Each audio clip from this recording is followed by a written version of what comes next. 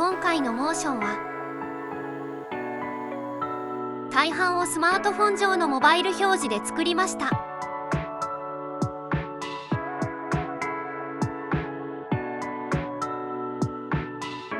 まあマウスではないので指でこうやって回転させたり、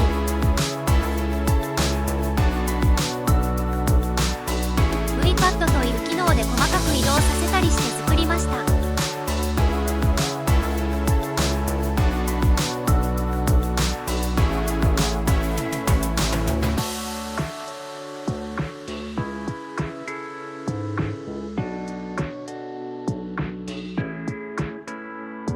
このタイムラインの真ん中を押してカメラをフォーカスすることができます。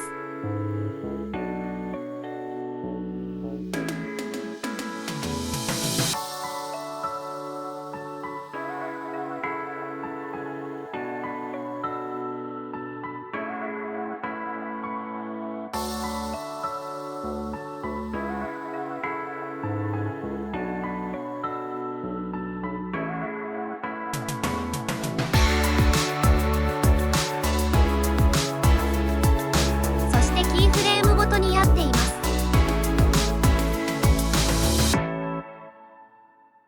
ただその前に今回 VRM にはラケットを持たせています。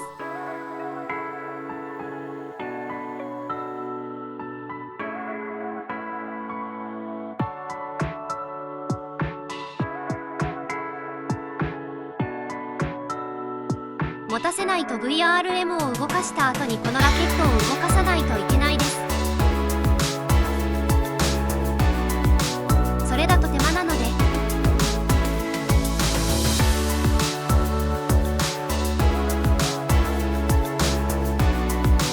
2フレーム目でオブジェクトの装着機能で左手にラケットを装着させました。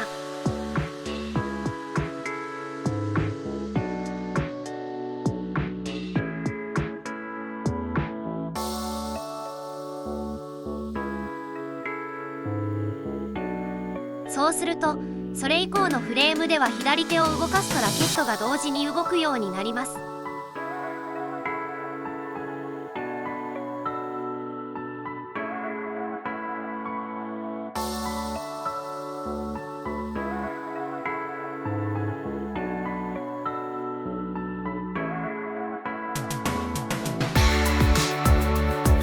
そうして次々とフレームを作っていきます。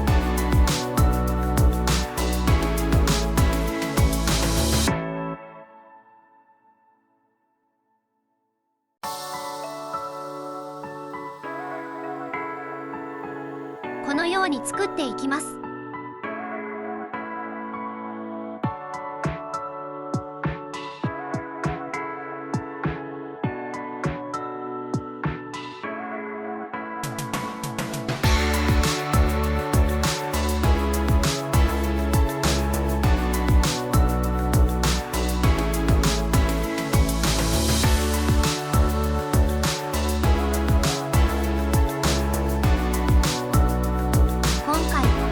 球が顔にぶつかるように演出しています。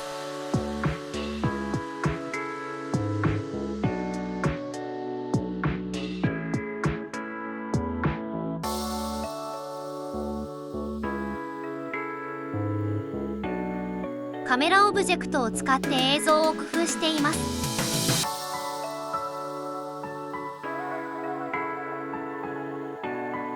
カメラを選択してこの再生プレビューのボタンを押すと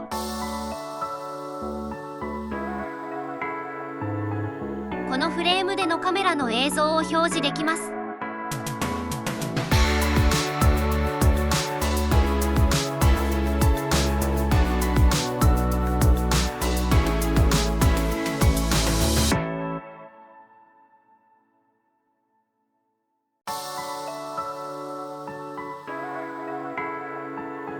1.8 秒かけて短い距離を進むということにしてます。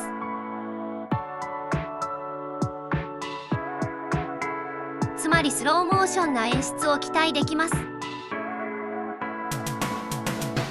してボールがぶつかった VRM は転びます。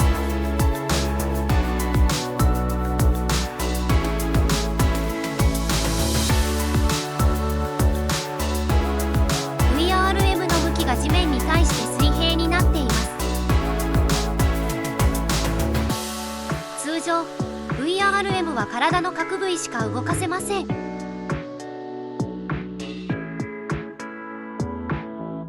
それを動かすには移動モードというのにチェックを入れます。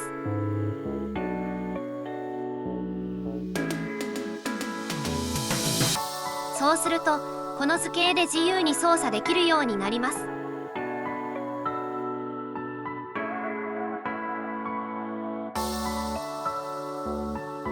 しかし足が近いと足がつかみづらくなってしまいます。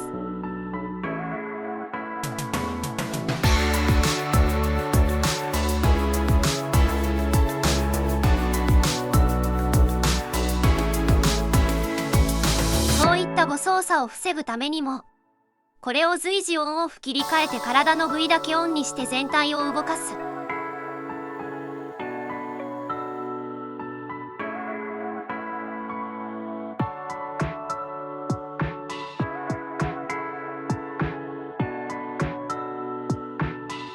そういう切り替え方式にしています。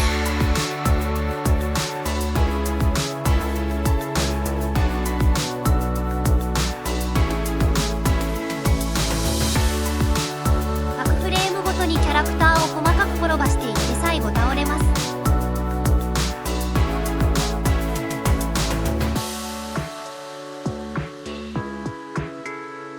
もう一方のキャラクターのリアクションも作っていきます。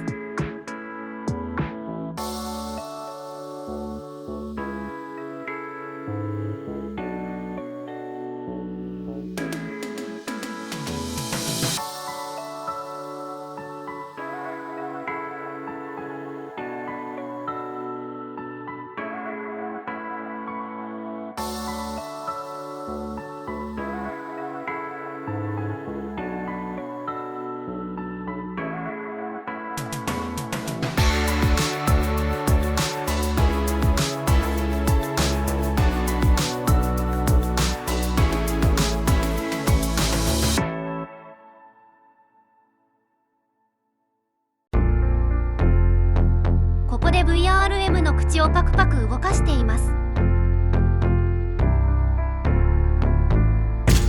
これも本アプリの機能で、このフレームから口をパクパクさせるブレンドシェイプのためにある口パク機能を使いました。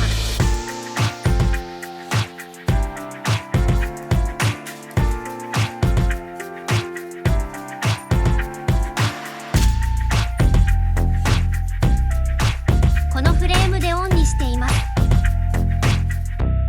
で、そこから2秒空けて止めています。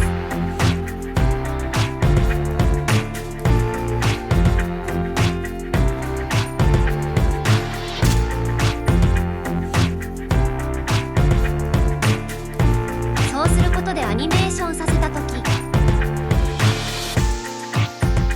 2秒間は VRM が勝手に口をパクパクさせてくれるようになります。例えば後付けでボイスを入れたりとか、そういった時に VRM があたかも喋っているようにすることができます。最後、この VRM は白目を抜いて倒れます。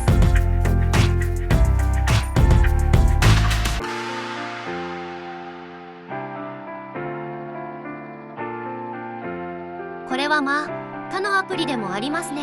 ブレンドジェイプまたはエクスプレッションで設定します。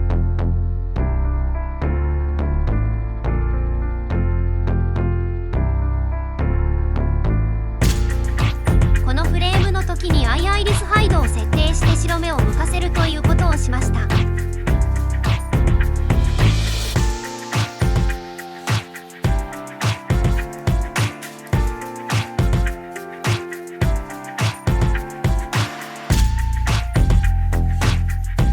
というように今回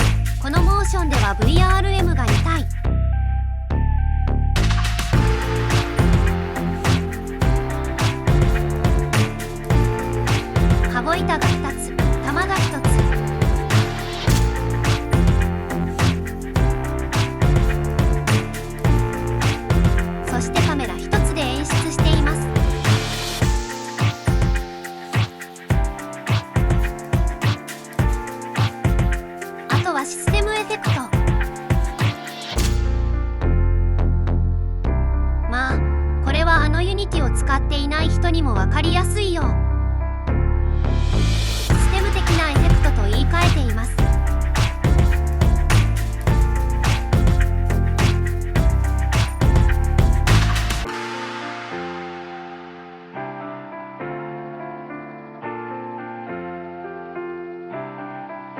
このフレームの時に光らせています。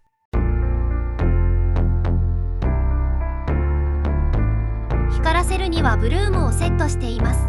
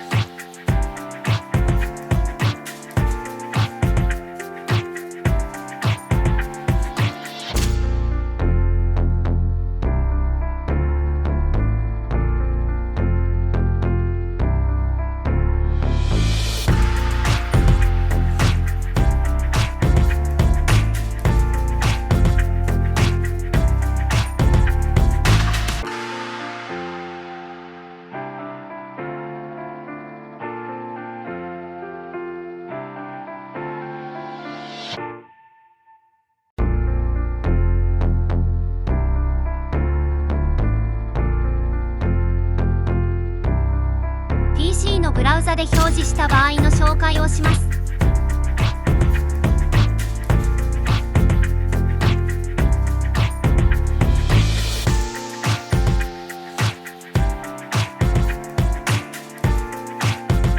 リボンバーの画面タブで解像度を変えることができます。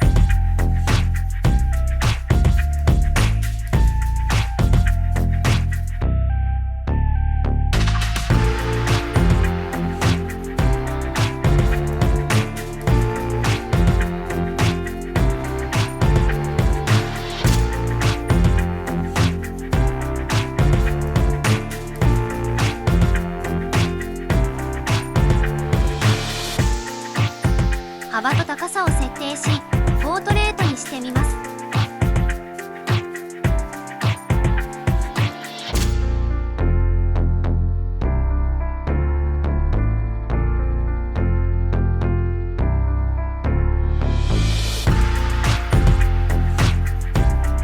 ナビゲーションボタンを押すとナビゲーションウィンドウが表示されます。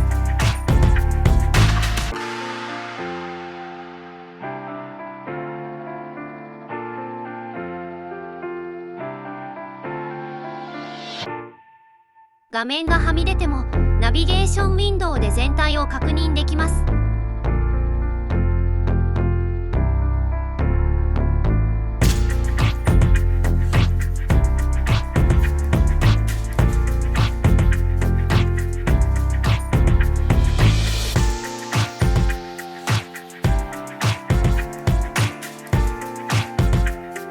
今度は解像度をランドスケープにしてみます。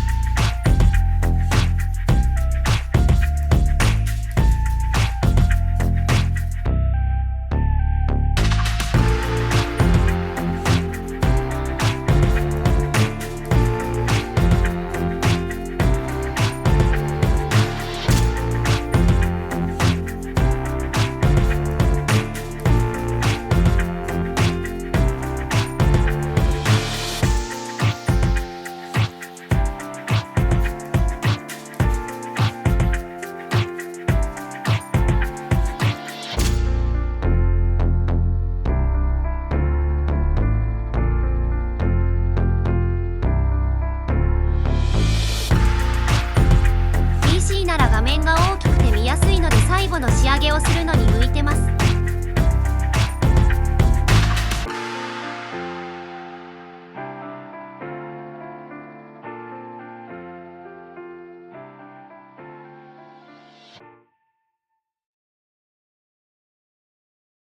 次のチャプターでは、本アプリで出力した無加工の WebM 形式をご覧ください。